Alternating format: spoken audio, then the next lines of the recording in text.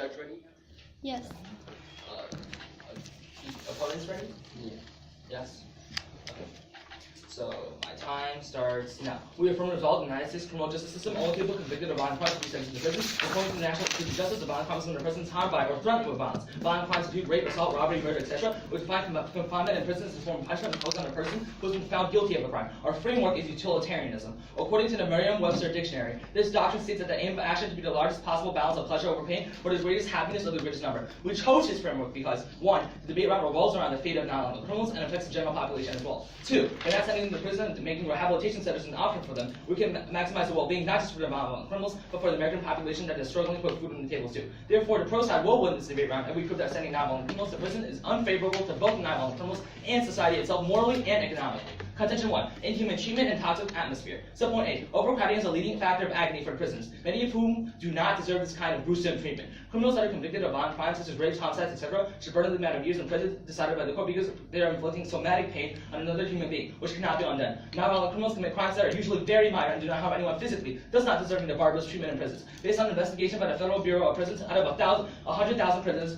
violent and non-violent included, 46.1% entered prison due to drug-related crimes, in which the criminal is only doing self-harm by intaking drugs in their bodies and not affecting anyone else. Prison treatment, as mentioned before, is despicable. According to the American Civil Liberties Union, the deputies of Los Angeles County prisons harass the prisoners and deny them of basic necessities. Prisoners were not given access to proper medical treatment and beaten for requesting it by the deputies because of their alleged offense, as well as their skin color and gender. Deputies harass and beat inmates. Many attacks are unprovoked. Nearly all go unpunished. These acts of violence are covered by the department that refuses to acknowledge the pervasiveness of deputy violence in the prison system. While this sort of treatment might be justified for violent criminals that kill tens of hundreds of people, a non-violent criminal that is convicted of petty theft or vandalism should not have to live through the horror of being confined in an American prison and should be given an option to enter a rehabilitation center instead. In prisons, criminals that commit minor non-violent crimes are getting the same treatment as violent criminals that engage in nefarious activities such as rape and murder, which is clearly more serious than aforementioned non-violent crimes. This is morally unjust and makes huge amounts of unnecessary suffering occur for thousands of people. Subpoint B, non-violent criminals don't learn the necessary skills and techniques after being isolated from society so on to obtain a job after they serve their time in prison.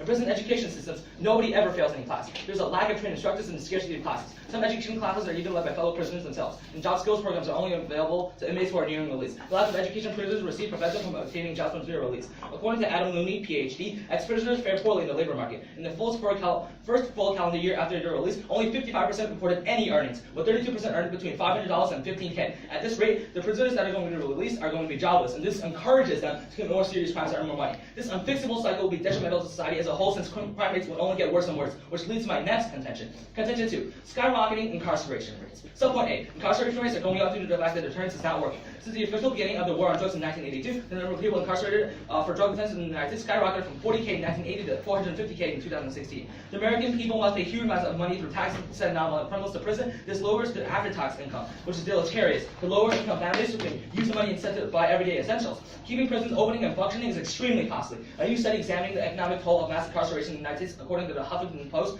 concludes that the full cost exceeds $1 trillion, with about half of that burden falling to families, children, and communities of people who have been locked up. The American people's taxes are being wasted since prisons do not reform prisoners in any way. The impact of prisons wouldn't hurt just the minority of nonviolent criminals, but would ultimately affect the majority of law-abiding American citizens as well. There are other options for the fate of nonviolent criminals, such as community service, which can teach them the importance of responsibility and the value of hard work. Subpoint B, nonviolent criminals have only committed crimes that don't involve physical violence before they enter prison, but once they come out, they acquire the necessary skills to commit violent crimes within society. This leads to recidivism, which is harmful to society as a whole. According to Stanton E. Samhow, PhD, there's an inevitability to recession as you land in prison. You will turn to an even more corrupt or violent person once you leave. Among prison inmates, the main topics of conversations in prison generally concern crime and drugs. Some commit crimes while incarcerated and plan new crimes they will commit once they are released. Some engineer crimes out of 100 orders, others will commit outside the institution. A study conducted by the Federal Bureau of Justice Statistics found that drug offenders were the second most likely group to reoffend after property offenders. 76.9% of drug offenders released in 2005 were rearrested within 5 years. Nearly half of those within the first year of release. Imagine a petty offender, such as someone who drove recklessly, in prison alongside hardened criminals, where he or she is in a dangerous environment. Prison is an insidious problem that harms nonviolent criminals and eventually will harm society if they decide to continue committing crimes once they are released from prison. This damages both nonviolent criminals and U.S. citizens, mentally and physically, which links back to my framework of utilitarianism and my argument of maximizing well-being by not sending nonviolent criminals to prison, and thus we urge a pro ballot.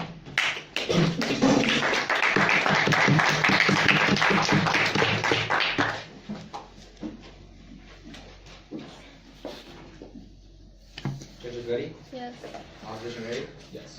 My time time starts now. Result. In the United States criminal justice system, only people convicted of violent crimes should be sentenced to prison. We negate. Framework. To say that only people convicted of violent crimes should be sentenced to prison is to say that the criminal justice system should not have the option of sentencing non-violent criminals to prison. Therefore, we win by showing that it is necessary to reserve this option for specific cases, such as when the criminal refuses to cooperate with rehabilitation programs. Contention 1, it is not a valid label to judge criminals. Supplement A, plea bargaining. In the United States, about 95% of all felony convictions are the result of plea bargains. One type of plea bargaining is when defendants admit guilty to a lesser charge, provided that greater charges will be dismissed. For example, it is a common practice to change a charge from driving under influence to reckless driving, or from armed robbery to robbery. The fact is that many crimes are not strictly violent or non-violent. For example, under the current system, whether or not a robbery includes violence can often be erased during the conviction process. This means that essentially we are not sure whether convicted crimes accurately represent crime severity. Reality shows that people who are convicted of a non-violent crime could potentially be a violent criminal and vice versa.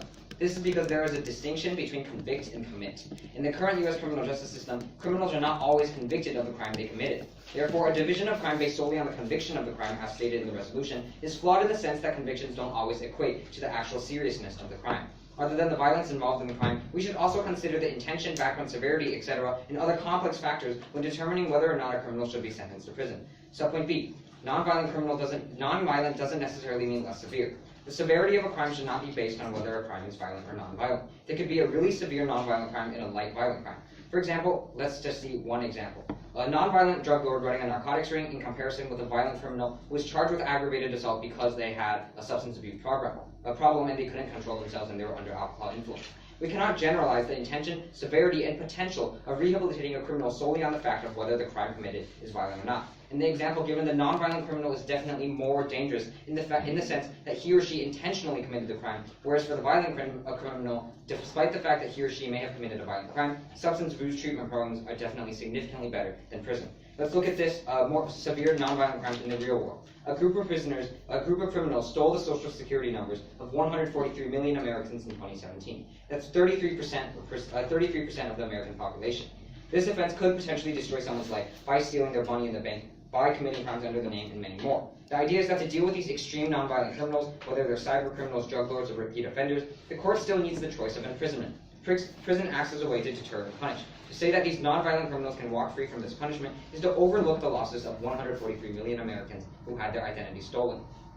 Rather than depending on vague measurement of violent or nonviolent, crime should be judged by more specific measurements that can treat individual criminals case by case, rather than a broad generalization that's not even true in many cases. For example, the RICS assessment tool used by parole boards to decide who to let out of prison uses a variety of facts about the offender's criminal history, mental health status, and prison record to statistically predict whether he or she is likely to commit a crime in the future. Contention 2, worsening the status quo. Subpoint A, loss of legal pressure. According to Principles of Drug Abuse Treatment for Criminal Justice Populations published by the National Institute of Drug Abuse, a large percentage of criminals participating in drug abuse treatment set legal pressure, for example prison, as an important reason to complete the program. When you remove the consequence of failure of rehabilitation, criminals will simply stop attending these rehab programs.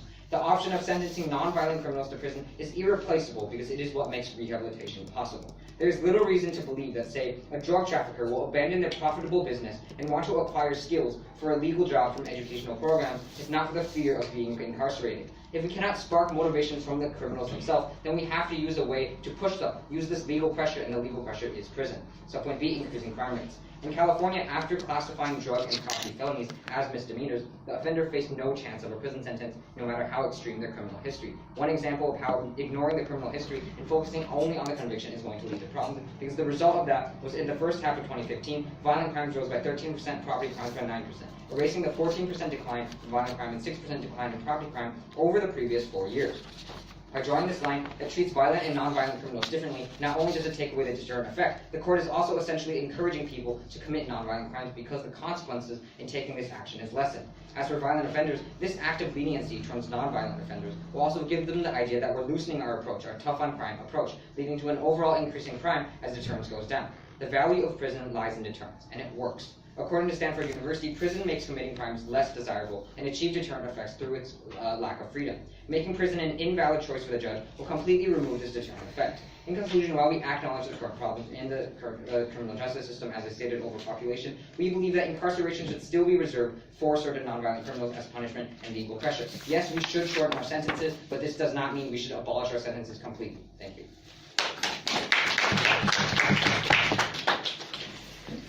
Any prep time? Judges ready? Yes. Competition ready? Let's start. So, as I stated in my contention 2, subpoint A, prisons can be quite costly to run. It's a tremendous issue right now for America. Do you have a plan to solve the budget issue? And if so, what information do you have to back up your plan? Okay, so basically, overpopulation doesn't exist in both worlds because we're agreeing that yes, we should have low-level offenders. These offenders should still deserve rehabilitation. The point is that we're saying that not all nonviolent criminals should be let out. Yeah, we have evidence showing that 39% of the people in prison actually have no rationale of being there. If we let them out, they won't pose much of a threat to public safety, and we're saving billions of dollars from that. So the fact is, we are decreasing the prison population by at least 40%. Did that answer your question? Yes. Can Okay, you ask your question? Yes, okay. So, just a very simple question. Do you believe that a more severe crime should be punished with a harsher sentence? Yes. Yes. Okay, that's all I need to know. Do you have a question? Yes.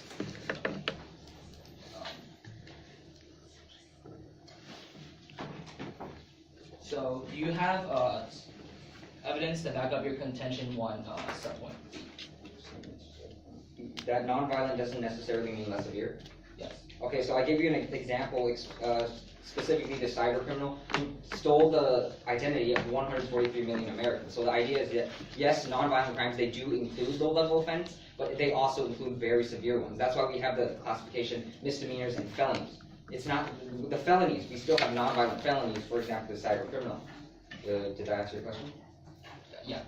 Okay, so another point that you talked about is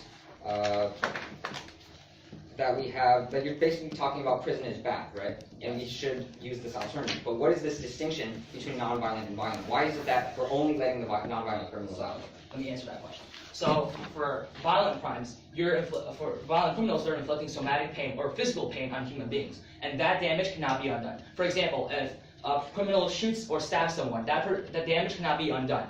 If the criminal kills someone, that damage can also not be undone. But for nonviolent crimes, it's often very limited to economic harm. For example, if someone steals some money digitally, that damage can be undone because that money can come back to the people. But however, the physical violent criminals cannot.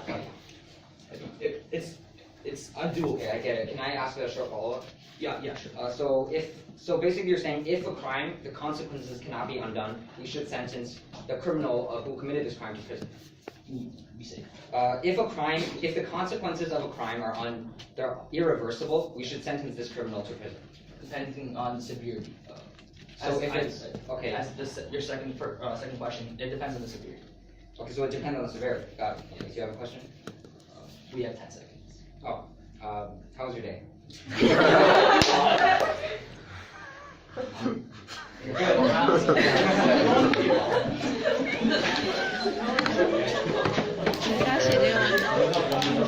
Yes. Sorry. We were used to play concerts. Do you need any prep time?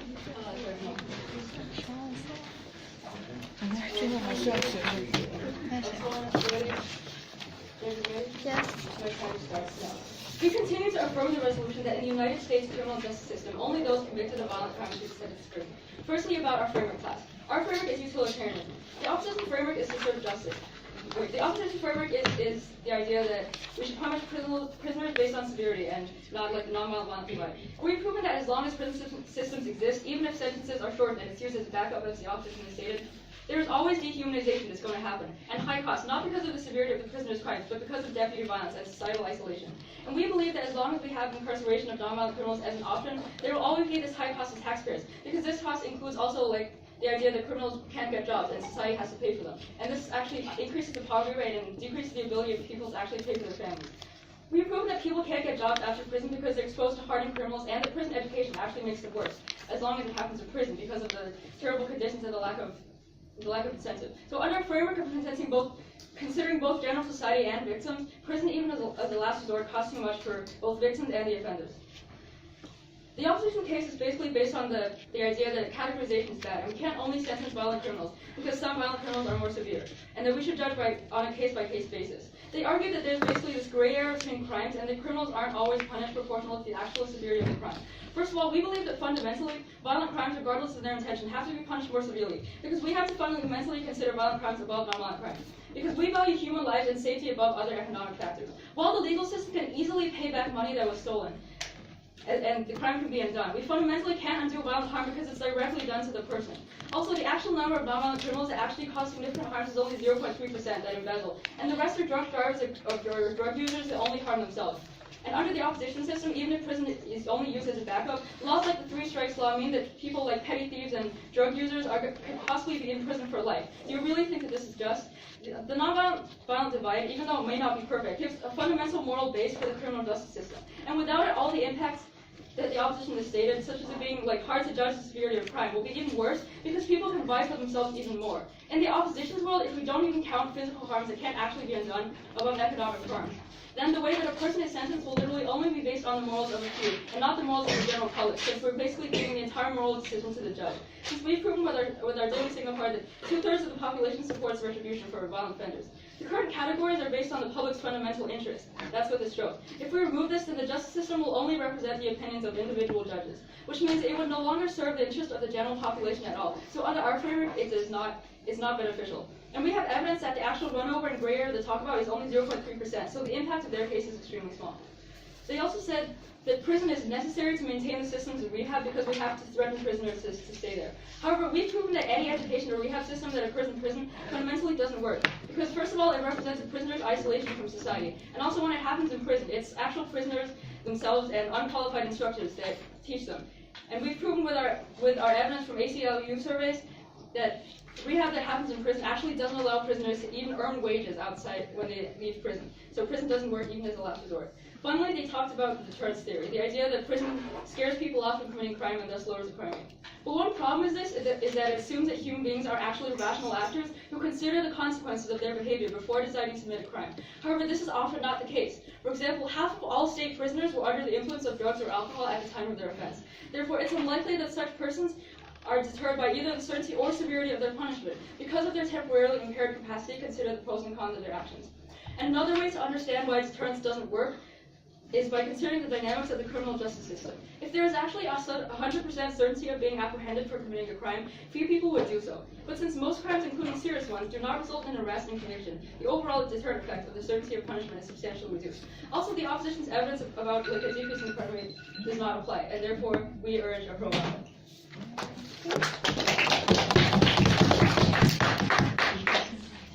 Can we have 30 seconds for prep, please? Yes.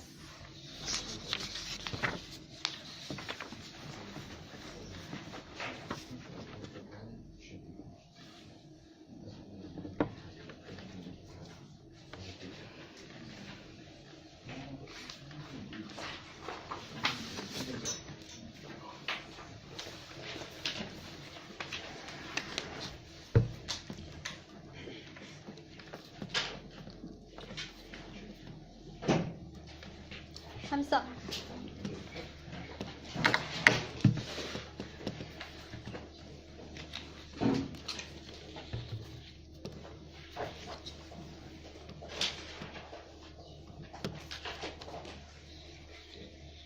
Is everyone ready? Yes. Time starts now. I would like to begin with overview. The opposition, after the statement in Crossfire stating that a more severe crime should deserve more punishment. And they deserve severity basically on irreversibility, meaning that if a crime is irreversible, then this crime is pretty severe. And then also the severity of the crime is also taken into consideration. However, that's the cyber criminal that we had given in this debate. 143 million people's social security number. That's irreversible. If it's stolen, if it's given to the public, it's given to the public. Why? Because an American can only have one social security number in their entire life. Their identity is irreversible. Stealing their identity is irreversible.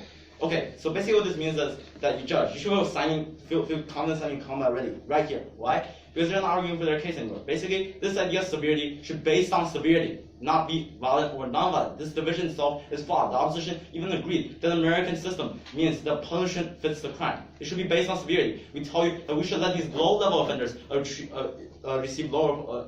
other punishments, such as rehabilitation, such as the other things the opposition provided. However, this doesn't mean that a very severe, such as a cyber criminal, this very severe non-violent criminal doesn't deserve prison. They even agreed that severity should be the only factor that's taken into consideration. If a criminal justice system doesn't even promote justice, it should even exist. If we take the resolution to the pro side, the criminal justice system doesn't even exist at all, because it's promoting injustice. This is simply unjust. Okay. For the sake of that, if you don't believe my case, what I just said, I will rebut opposition's claims. First, they tell you about overpopulation. They tell you that the current prison is overcrowding, therefore we should let non-violent criminals out. That's simply not true. Not true. This is not unique to both cases. What we are telling is that we want to let these low-level offenders, regardless of violence or non-violence, out of prison. According to our evidence from Brennan Center, that's really 39% of the entire population, saving us $20 billion annually. Basically, this idea doesn't matter.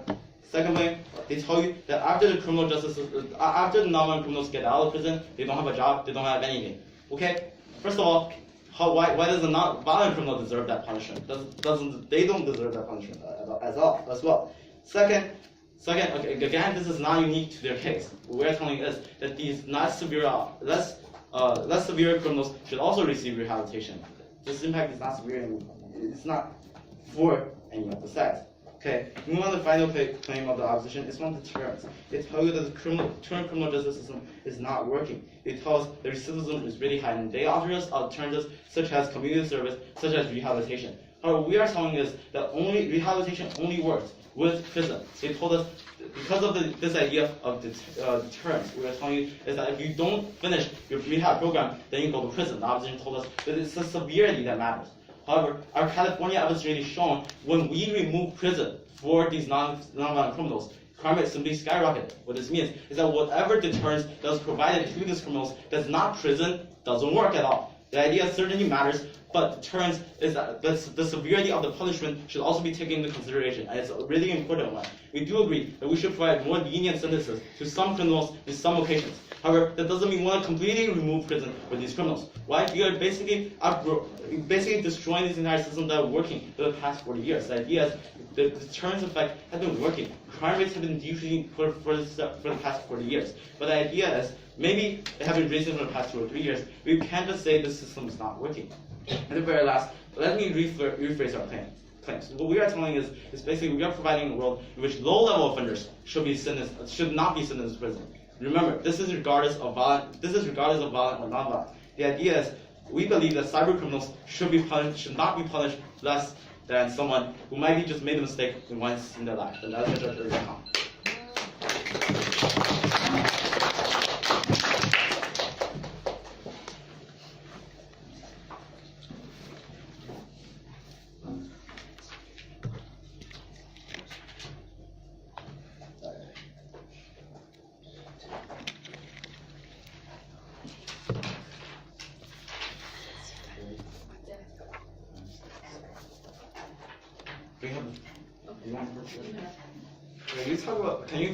Why exactly are we using this division, non-violent violence? This is the essential question of this debate.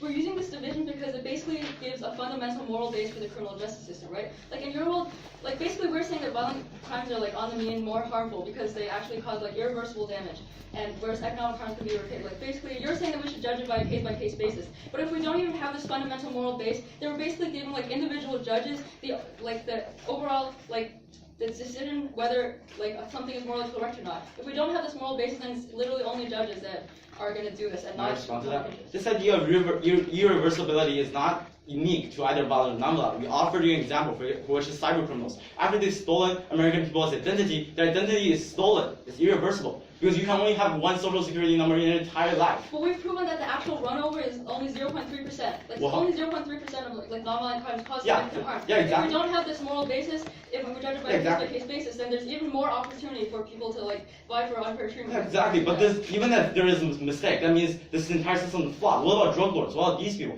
They make people addicted to drugs. They put But drugs in we're- the United States. we're How is that saying- reversible? What we're saying is if we judge it by a case-by-case basis, there's actually more opportunities for like irreversible crimes to be sentenced unfairly. Because like under the current system, like a large majority, like 99% of nonviolent criminals actually don't harm other people. Like they only harm themselves. Do you really think it's fair, like with the three strikes law, for these people to be sentenced to a life sentence for only like petty theft or drunk Yeah, driving? you even agree that doesn't cover the entire population. Then how do you say there should exist in the criminal justice system? There should not be an exception when it comes to the life of a person.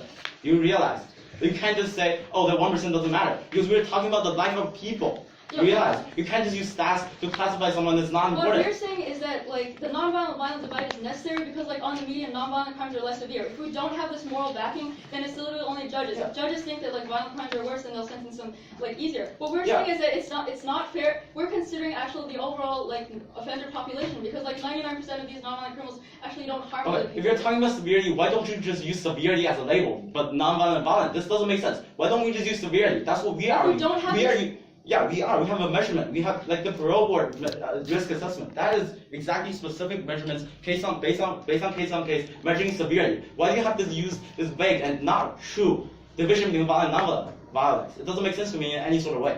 But how can you prove that like the actual measures of severity if we're only using like that measure that you said? Which one is more accurate, violent or non-violent, or 10 things considered together? Anyone learned science could know that, right? If I take like 10 things to measure and then a binary system, which one is more accurate? That of course, like the more specific measurement is more You accurate. realize that even if we have like a nonviolent-violent divide, there's also like sub-levels to this, like battery. Yeah, exactly. But you're making, but this division, this middle area is completely destroyed.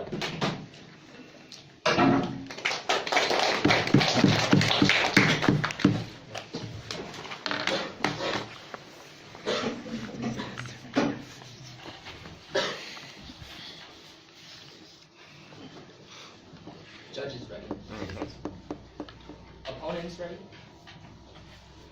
My time starts now. Prison certainly serves its purpose to separate criminals from the rest of society during their sentences, but does not do much else to stop them from committing crimes again. Since criminals are separated from their families, jobs, and communities, it can be very difficult for them to return to society without turning back to crime. My opponent claimed that deterrence would work effectively in keeping Americans from committing crimes, but as my evidence from reputable sources proved, that is not the case. For example, half of all state prisoners were under the influence of drugs or alcohol at the time of their offense. Therefore, it is unlikely that such persons are deterred by either the certainty or severity of punishment because of their temporarily impaired capacity to consider the pros and cons of their actions. According to my card from The Economist, America passed the point of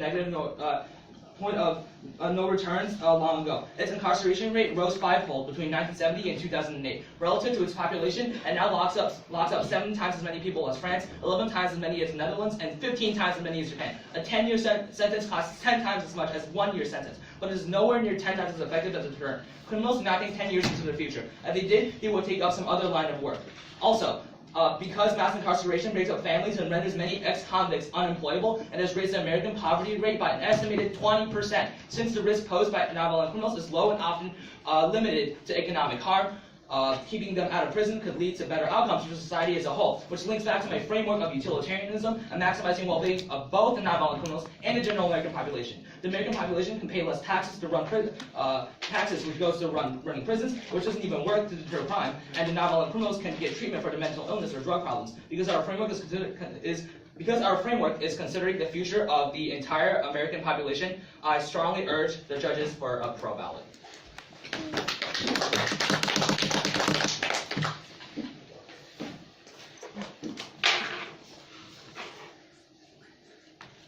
Judges ready? Opposition ready?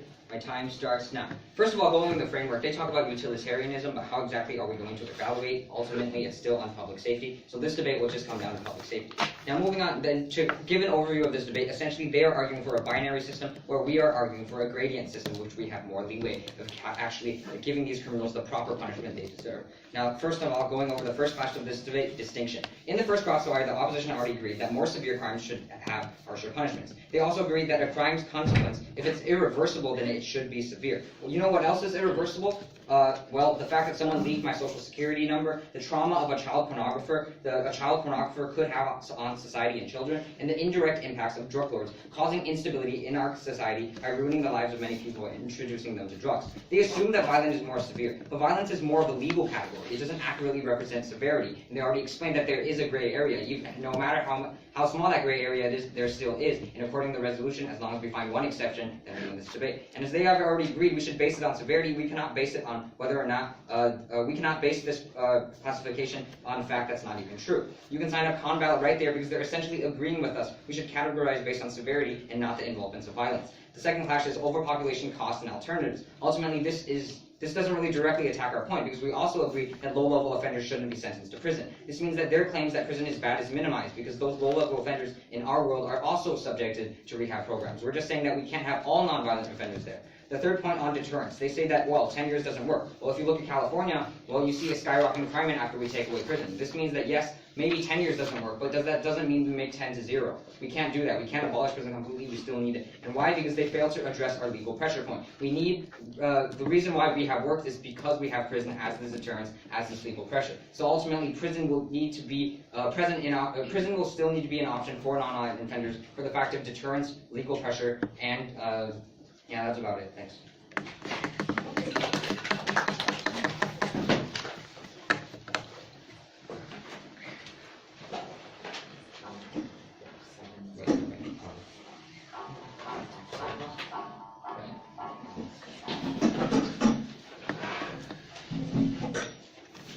Ready? Ready? Yes. Okay, let's start. Would you like to ask the first question? Yes. So you and your partner argue irreversibility, but isn't physical harm horrible and irreversible? Yes, which is why violent criminals should also be sentenced to prison with the non-violent, serious non-violent offenses. Okay, you wanna ask? I don't really have a question. In case it's too clear. Well, you stated that violent criminals should be punished more, right? Wait, but how does that equate to the fact that we are no longer punishing non-violent criminals with prison? Well, we're saying that like violent criminals fundamentally need to be punished more because non-violent criminals like on mean they Yes, they should be punished. I mean, even if I agree with that, I don't. But like, even if they should be punished more, well, how is it okay that we're just letting all these child pornographers, these drug lords, and these cyber criminals out? Well, first of all, actually in many states, like I have evidence that child pornography is actually considered like a violent crime. So Yes, child pornography, if you're taking it, is probably violent. But if you're just spreading the information, you still inflict trauma. You're still supporting the industry. This is not a violent But crime. I have evidence that in some states, like in many states, like South Carolina, just like the practice of spreading it. is So also in counted. many Like, other even check my states, card. so in many other states, we're still like traumatizing children. I mean, this Because is. as long as I find one exception, it proves that we still need this option. Because it states only violence. Find one will win, basically. And it's not even one; it's many states. There's 50 states. That's a lot of states. Do you have a question? You can ask the question. Okay, so let's get back to this. Why this division between violent and non-violent? We're saying that like fundamentally it's more fair. Like you say that you're a gradient effect, but first of all, like ours is also a gradient. Like there's But you different cut it levels. way too early. It's like you have so much less. Yours is a grading area, except you cut it, you make a binary cut it Fundamentally, first. ours is more fair to like the majority of non-violent criminals because So that's like saying like for SATs, those people who get bad SATs, I'm not even going to consider them. But what if they have a really good debate? Like, what if they're really good at debate, like you, right? But no, it has a grade. No, yours do have a gradient scale, but you have a binary cut it first. You cut it between violent and But we non-violent, can still and then consider the sub actual gradient. gray area is like really small. It's like But there is like one, right? close There to is one. zero. But we're saying that this is better for like the rest of the 99% because in your system they're basically being sentenced like under through sex law, so life in prison, even though they only did something. we're they not didn't arguing for harm the status quo. Remember, we are arguing. We're telling you that low-level offenders should get out. It's regarding severity, not regarding violent or How do you non-violent. measure severity? We give you evidence of that, the fact that according to the Brennan Institution, 39%. No, how do you measure? We already provided you a measurement. Like the parole board told you that we based on this gradient things on 10 facts that we consider about each criminal. Like the mental health history, the prison record, and your. Can you list all of the 10? That's an That's probably expression. the expression, probably not 10, but like The many. risk assessment tool used by parole boards to decide who to let out of prison uses a variety of facts about the offender's criminal history, mental health status, prison record, and many more to statistically predict whether he or she is likely to commit a crime in the future. This takes into it also takes into account whether or not a criminal is nonviolent or violent. Thank you. How much minutes.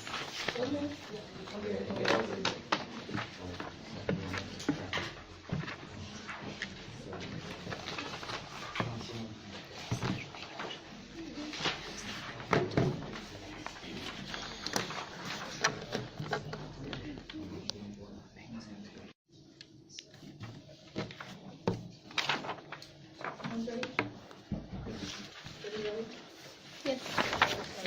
We continue to affirm the resolution. And I'll summarize our main clashes and show you why we won this debate. Firstly, about our framework. Ours is about utilitarianism, whereas theirs is about removing this divide and actually censoring based on severity. But we've proven that as long as prison systems exist, even if sentences are shortened and used as backup, as the opposition stated, there's always dehumanization and high cost, not because of the severity of their crimes, but because of deputy violence and isolation. The opposition has dropped this point. We also believe that as long as we have incarceration of nonviolent criminals as an option, there will always be this high cost to taxpayers and prisoners, even if you are incarcerated. Since people are isolated from society, and nonviolent criminals also cause taxpayers to incur higher costs, which increases the poverty line and harms the standard of living for both of these groups. So under utilitarian framework, our case is more beneficial.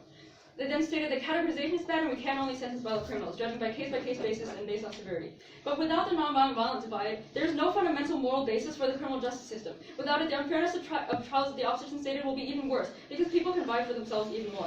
They talked about there's being a gradient effect, so the parole measures that they actually talked about, like family history and things such as this, and intentions, are extremely hard to measure. And they've not proven that this would actually help the judges be more effective, because these are extremely hard to measure. Without the nonviolent divide, we can't actually measure this, because we can't actually quantify whether a violent crime that harms a person or economic factors are worse. But we clearly prioritize human lives because they are irreversible, and there's only a 0.3% run over.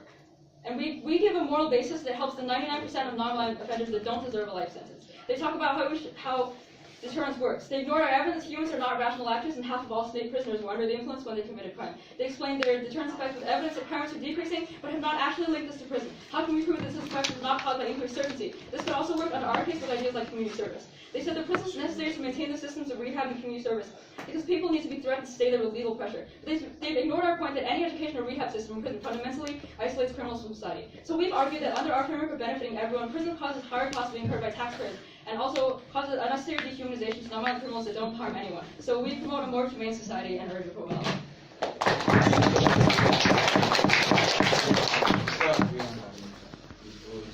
Okay. So before I start my last speech to end this tournament, I'd like to thank all the visitors, all the judges for being here. Without you guys, we can't really be here. Thank you guys.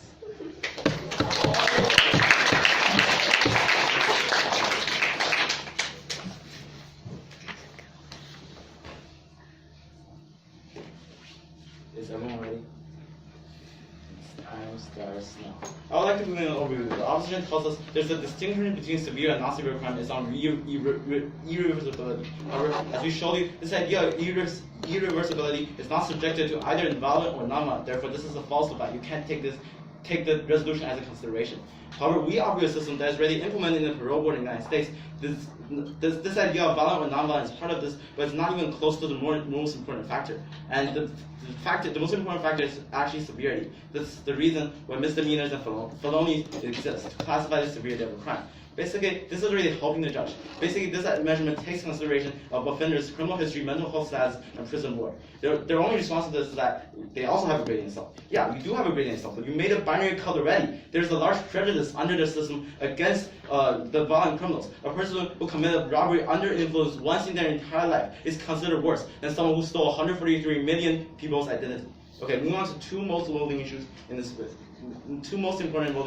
debate. First, deterrence. What I already told you about certainty, yeah, that's a theory. I don't care about theories. But let's look at reality. In California, after we classified nonviolent criminals as misdemeanors, meaning that they face no risk of going to prison, however, crime rates skyrocket. This means that whatever other solutions offered to these nonviolent criminals didn't work on them. What this means that yes, deterrence may not work if we increase it largely. However, we can't take them all away. Deterrence has to exist. Some sort of deterrence it has to exist. And the only deterrence that works right now is prison. That means we have to reserve the right to the judge to hold the right to sentence a non-violent criminal to prison. Okay, moving on to the last bullying issue in this way on money. This is something not unique to both cases because because as the concept, we are letting out the low-level offenders, regardless of violent or non-violent, out of prison. According to our evidence on Brennan Center, that's really 39% of the criminals, also saving us $20 billion annually. We solved their problem. Okay, at the very last, we are also helping these drug addicts and these people that deserve rehabilitation. We are only division on severity, and that's what Judge Ridley will combat.